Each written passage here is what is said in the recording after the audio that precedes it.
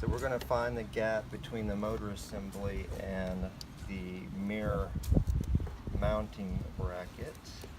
You get the screwdriver in there, and there you go. You usually have to get the screwdriver in there and twist it around.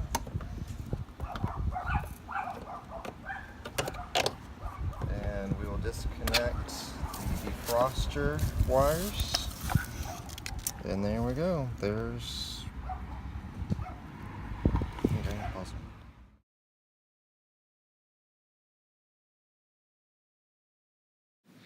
So now we're going to reconnect the defroster. So we have two wires here.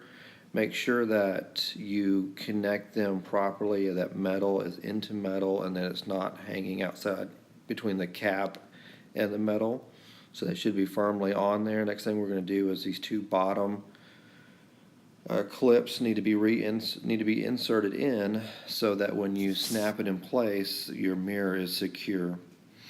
So we're going to insert those in at the bottom. Your wires are good. Now we're going to again make sure our clips are in place, and we're going to push. We got our towel. Push up, just kind of push pretty firm, and you're good to go. That's it.